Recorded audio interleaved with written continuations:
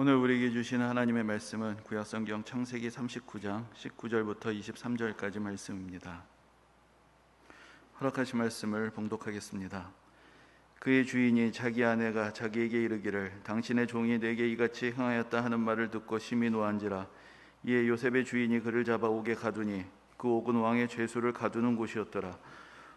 요셉이 이 옥에 갇혔으나 여호와께서 요셉과 함께 하시고 그에게 인자를 더하사 간수장에게 은혜를 받게 하시매 간수장이 옥중 죄수를 다 요셉의 손에 맡김으로 그 재반 사물을 요셉이 처리하고 간수장은 그의 손에 맡긴 것을 무엇이든지 살펴보지 아니하였으니 이는 여호와께서 요셉과 함께 하심이라. 여호와께서 그를 범사에 형통하게 하셨더라. 아멘. 우리가 7월부터 계속해서 잠언의 말씀을 다시 복습을 하면서 또 잠언 속에서 우리에게 주셨던 그 지혜를 삶 속에서 보여주었던 그런 성경 속의 인물들의 삶을 우리가 쭉 다시 정리하면서 살펴보고 그래서 우리에게 적용의 모범으로 삼아보는 그런 시간들을 가지고 있습니다. 오늘은 요셉의 삶을 통해서 지혜를 배우는 그런 시간을 가져보고자 합니다. 요셉은 성경 속에 등장하는 여러 인물들 중에서 가장 극적인 삶을 살았고 반전의 연속을 겪어야 했던 그런 사람이었습니다. 요셉의 삶이 이렇게 시련과 인내의 연속이었지만 그러나 그는 그 가운데서 여호와를 경외하는 사람이 어떻게 하나님께서 주시는 지혜로 그 어려움들을 극복할 수 있는지를 보여주는 살아있는 교과서와 같은 그런 삶을 살았습니다. 그래서 오늘 우리가 쭉 말씀을 살펴보실 때 여러분들이 다시 한번 알게 되시겠지만 정말 요셉의 삶의 곳곳에 정말로 하나님께서 주신 지혜가 가득한 그런 삶이었구나라는 것을 우리가 다시 또 정리할 수 있게 될 것입니다. 잠언 2장 7절을 보면 그는 정직한 자를 위하여 완전한 지혜를 예비하시며 행실이 온전한 자에게 방패가 되시나니라고 말씀하고 있습니다. 정직하고 지혜로우며 행실이 온전한 사람이라는 말은 바로 요셉의 인생을 표현하기에 적절한 단어들입니다. 그는 정직하고 행실이 온전한 삶을 살았지만 그러나 또한 그로 인해서 많은 고난을 당하기도 했습니다. 하지만 잠언의 약속처럼 하나님께서 그에게 지혜를 주셨고 그의 방패가 되어주셔서 모든 환난을 이겨내게 하셨습니다. 요셉은 무엇보다도 정직한 사람이었습니다. 그러나 그가 정직했다는 것이 늘 그의 삶에 유익을 주었던 것은 아니었습니다.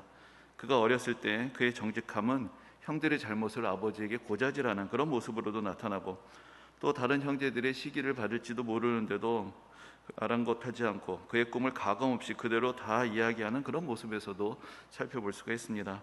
그래서 그는 안 그래도 아버지의 편애 때문에 그를 시기하던 형들로부터 더욱더 큰 미움을 받게 되었고 결국 형들은 그를 죽이려고까지 하다가 애굽으로 노예로 팔아버리게 됩니다.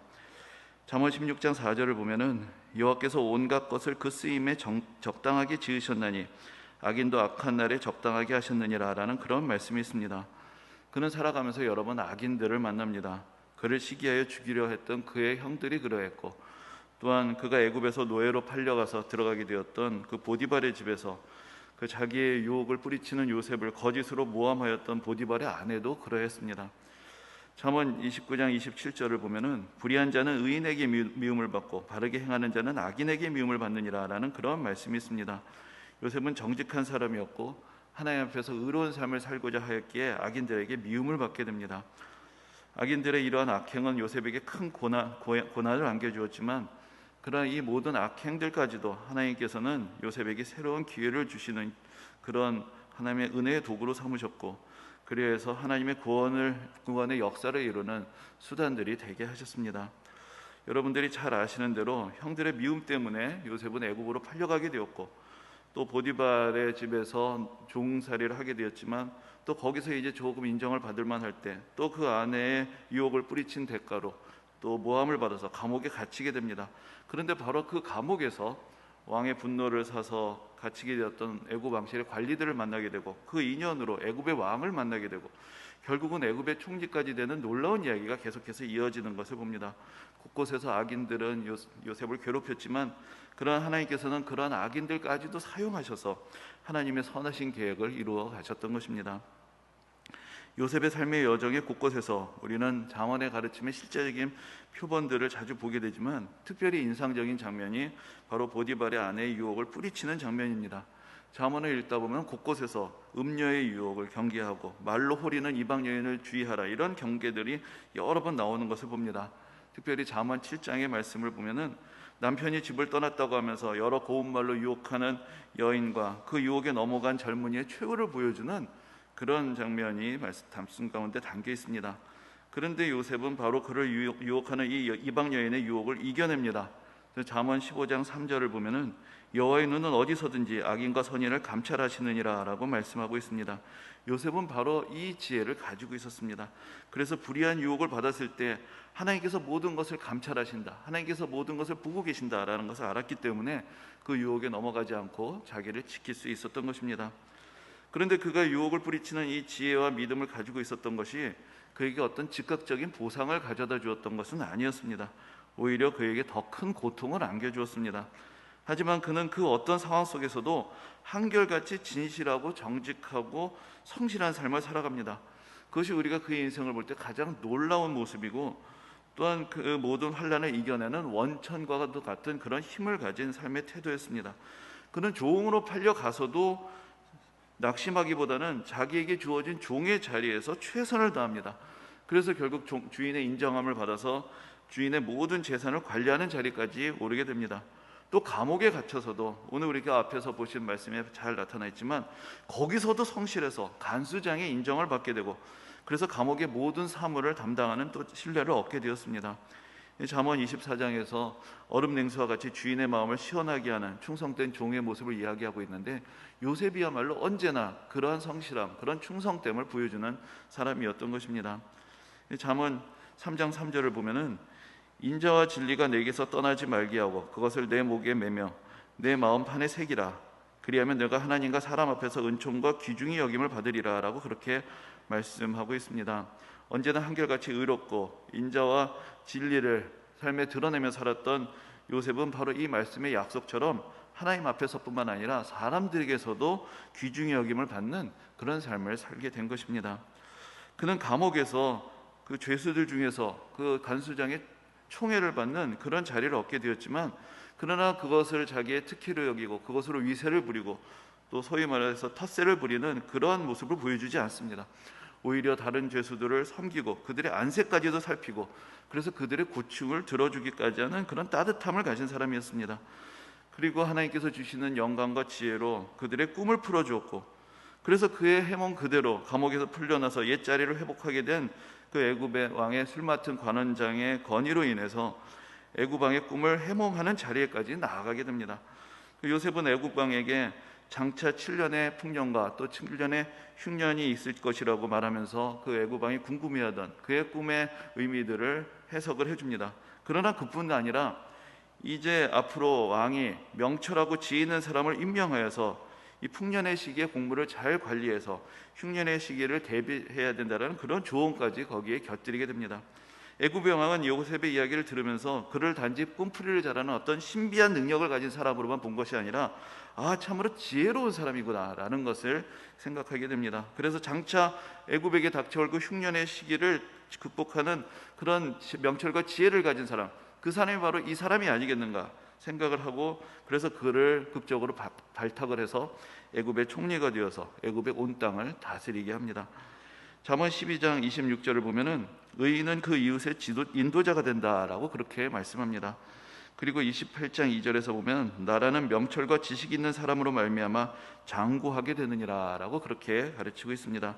의롭고 명철한 요셉은 그가 해몽했던 대로 7년의 풍년에 이은 7년간의 기근으로 위급에 처한 애굽을 잘 다스려서 모든 백성들이 먹고 사는데 문제가 없을 만큼 사전에 잘 대비를 합니다.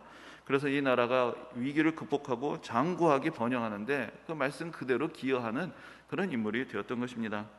이 총리가 된 요셉은 부지런히 애굽의 온 땅을 다니면서 순찰하고 사정을 살핍니다.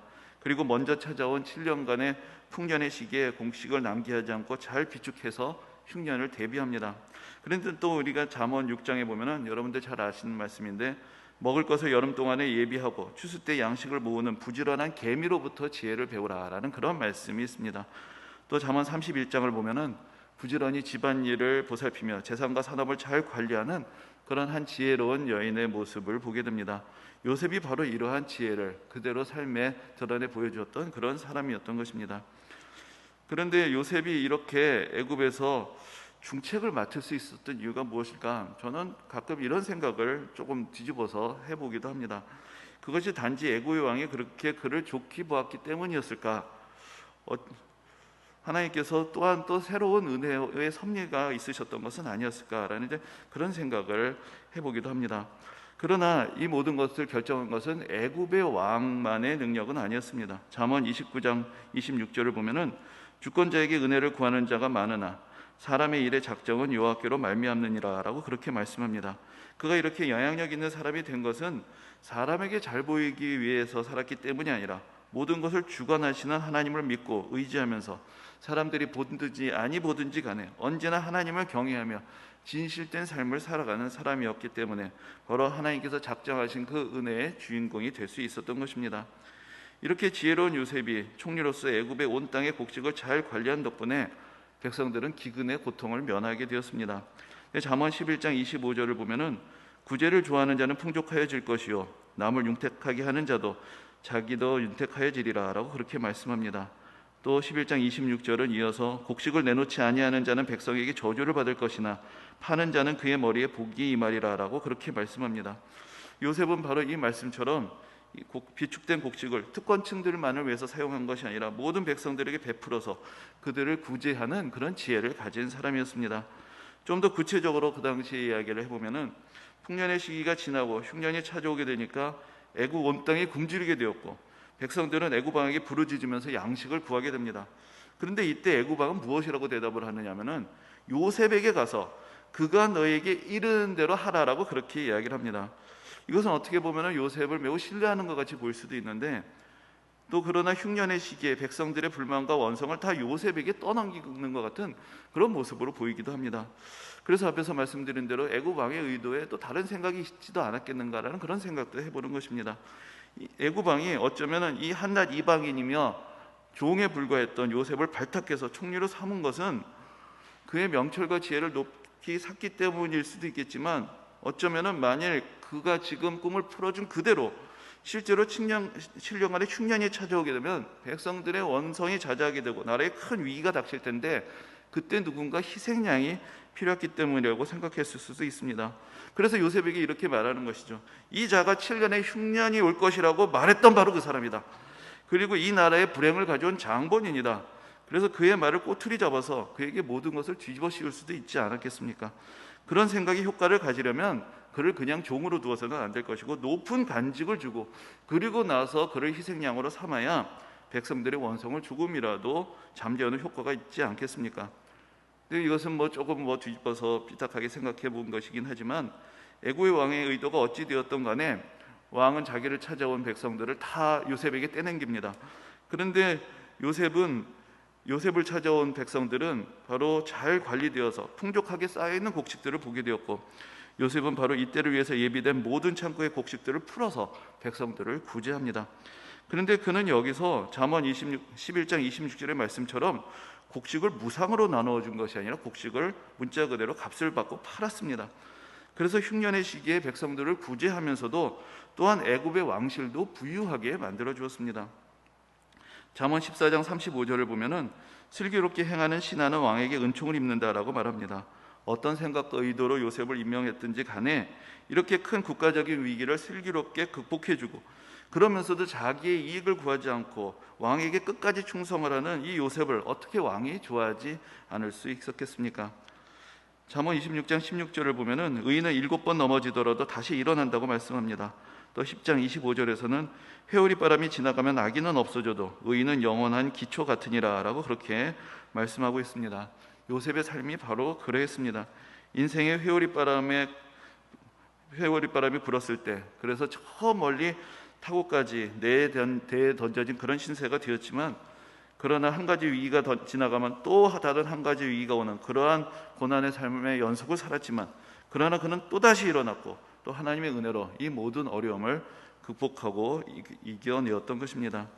그런데 요셉의 이야기는 여기서 끝나는 것이 아니었습니다. 그에게는 남아있는 마지막 사명이 있었습니다. 그것은 그를 미워했고 또 서로 간에도 불신과 갈등을 안고 살아가던 그의 형들과 화해하고 하나님께서 은혜로 선택하신 이 가정에 진정한 평화를 가져오게 하는 것이었습니다. 요셉은 곡식 창고를 열었을 때 애굽뿐만 아니라 주위의 다른 나라들에서 곡식을 구하러 온 사람들에게도 곡식을 팔았습니다. 그래서 가나안 땅으로부터 그의 형제들이 애굽까지 곡식을 구하러 오게 되었고, 그래서 형들과 재회하는 기회를 얻게 되었습니다. 잠언 17장 1절을 보면은 마른 떡 한 조각만 갖고도 화목하는 것이 제육이 집에 가득하고 다투는 것보다 나으니라라고 말씀합니다. 또 15장 17절을 보면은 채소를 먹으며 서로 사랑하는 것이 살찐 소를 먹으며 서로 미워하는 것보다 나으니라라고 말씀합니다. 가나안 땅에까지 덮쳐왔던 이 기근이 오히려 이 가정으로 하여금 하나님의 은혜로 화목을 이루게 되는 그런 계기가 되었습니다. 그들에게는 곡식이 간절히 필요했고, 그래서 그들은 서로 간에 협력을 할 수밖에 없었습니다. 그리고 그들이 화해하는 과정에서 요셉이 아주 결정적인 역할을 합니다. 잠언 18장 19절을 보면 노엽게 한 형제와 화목하기가 견고한 성을 취하기보다 어려운즉 이러한 다툼은 산성 문빗장 같으니라 라는 그런 말씀이 있습니다. 서로 마음이 상한 형제들 사이를 화목하게 하는 것은 문빗장을 걸어 잠근 산성의 문을 여는 것과 같이 어렵다는 것입니다. 그런데 이 어려운 일을 요셉이 해냅니다. 잠언 16장 7절을 보면은 사람의 행위가 여호와를 기쁘시게 하면 그 사람의 원수라도 그와 더불어 화목하게 하시느니라 라고 그렇게 말씀하고 있습니다. 하나님을 기쁘시게 하는 삶을 사는 사람에게 화목하게 하는 능력이 있는 것입니다. 요셉과 같이 지혜롭고 의롭고 진실하고 따뜻하고 긍휼히 여기는 마음을 가진 이 사람이 원수라도 감화시키며 그들의 마음에 걸어 잠근 빗장을 열고 화해의 문을 열 수가 있는 것입니다. 하나님은 아브라함을 택하시고 그의 자손들을 하나님의 구원의 축복과 은혜를 전달할 자로 삼으셨지만, 그러나 그들은 모든 인간의 연약함을 그대로 가지고 있는 그런 사람들이었습니다. 특히나 요셉을 비롯한 야곱의 12아들들은 그들의 출생의 과정을 보면 4명의 다른 어머니들로부터 태어나고, 또 그래서 그 이후에 자라는 과정에서도 서로 복잡한 서열의 다툼과 갈등이 그치지 않았습니다. 그 창세기에 기록된 이 집안의 모습을 보면은 여러 어머니를 따라서 그 분류를 해볼 때 레아의 자식들이 대부분 큰 소리를 치면서 위세를 부릅니다. 그러나 아버지는 라헬의 자식들을 편애합니다. 그 사이에서 레아와 라헬의 몸종이었던 실바와 빌하의 자식들은 소외되고 위축되어 있는 이제 그런 모습들이 여실히 드러나는 것을 봅니다. 장차 야곱의 12아들로부터 이스라엘의 12지파가 등장하게 되고, 이들이 하나님의 백성으로서 하나님의 말씀을 받아 전하고 하나님의 나라의 구원의 소망을 여는 그런 그릇이 되어야 하는데, 그렇게 하기에 그들은 너무나 부족한 상태에 있었던 것입니다. 하나님은 이 가정의 불화의 가장 큰 희생자가 되었던 요셉을 통해서 이 가정을 용서하게 하시고 화해하게 하시고 정결하게 하셔서 하나님의 구원을 위한 도구로 새롭게 하셨습니다. 잠언 24장 3절을 보면 집은 지혜로 말미암아 건축되고 명철로 말미암아 견고하게 된다라고 그렇게 말씀합니다. 그리고 12장 14절에서도 지략이 없으면 백성이 망하여도 지략이 많으면 평안을 누리느냐라고 그렇게 말씀합니다. 하나님은 이 집안을 요셉의 지혜와 지략을 통해서 견고하게 세워가시고 평안하게 하셨습니다. 그래서 우리가 그 창세기에 기록되어 있는 그 요셉이 형들을 화해하게 하고 또 형들을 용서하는 그 과정의 말씀들을 보게 되면은 요셉이 매우 용의 주도하게 자신의 정체를 감추면서 형들과 또 자신의 친동생이었던 벤야민과의 관계를 서로 신뢰하는 그런 관계가 되도록 적절하게 때로는 환대하고 때로는 협박을 섞어가면서 또 그들을 시험하고 또 그들을 서로 의지하게 만들어가는 것을 볼 수 있습니다. 그리고 이 모든 일들을 마치게 되었을 때 창세기에 기록된 그 마지막 장면은 요셉이 형들에게 이렇게 이야기하는 음성을 들려줍니다. 당신들은 나를 해하려 하였으나 하나님은 그것을 선으로 바꾸사 오늘과 같이 많은 백성의 생명을 구원하게 하시려 하셨다라고 그렇게 말합니다. 하나님은 불의하고 갈등 가운데 있었던 이 가정을 요셉을 통하여 선하게 변화시키셔서 온 세상 백성들을 구원하시는 하나님의 은혜의 그릇으로 사용하셨던 것입니다. 잠언 16장 9절을 보면은 우리가 잘 아는 말씀이 있습니다. 사람이 마음으로 자기의 길을 계획할지라도 그의 걸음을 인도하시는 이는 여호와시니라 라고 그렇게 말씀합니다. 또 잠언 20장 24절에서도 사람의 걸음은 여호와로 말미암나니 사람이 어찌 자기의 길을 알 수 있으랴 라고 그렇게 말씀합니다. 바로 요셉의 인생이 그러했습니다. 인간으로서는 헤아릴 수 없는 하나님의 섭리와 지혜로 우리 인생을 인도해 주시는 그런 하나님의 경륜과 신비한 은혜를 우리는 요셉의 인생의 과정을 통해서 그 누구보다도 잘 볼 수가 있는 것입니다. 사실 오늘 설교 말씀을 준비하면서 약간 후회를 하게 되었습니다. 요셉의 삶에 너무나 완벽한 지혜의 표상이 담겨 있기 때문에 이제 앞으로 다른 설교를 굳이 할 필요가 있겠나라는 그런 생각이 들기도 했고, 아니 요셉의 이야기는 맨 마지막에 할 걸 그랬다, 뭐 그런 생각이 들기도 했습니다. 그만큼 요셉의 인생은 한편으로는 여러 가지 우여곡절과 고난의 연속이면서도 또 하나님께서 베풀어 주셨던 특별한 은혜 안에 또 너무나 지혜롭게 그 모든 일들을 극복해가는 그런 현실의 모습들을 보여줍니다.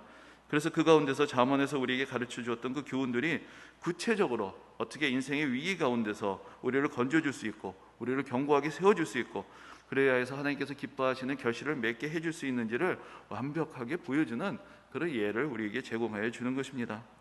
우리도 지금 끝을 모르는 위기의 연속 가운데서 지쳐가고 있습니다. 이 시기에 우리는 무엇보다도 하나님께서 주시는 인내와 지혜가 필요합니다. 그리고 우리 인생의 고비고비마다 결국은 하나님을 경외하는 믿음과 의로운 삶의 자세와 정직함과 진실함과 신실함이 가장 탁월한 해결책과 인생의 지혜가 된다는 것을 잠언을 통해서 그리고 요셉의 삶을 통해서 우리는 배우게 됩니다. 하나님께서 우리 모두를 지혜롭게 하셔서 이 어려운 시기에 그리고 더 나아가 우리의 인생의 모든 순간들 속에서 정직한 자를 위하여 완전한 지혜를 예비하시며 행실이 온전한 자에게 방패가 되어주시는 바로 그 하나님의 은혜를 날마다 경험하는 축복된 삶을 살아가게 하시기를 우리 주님의 이름으로 축원합니다. 아멘.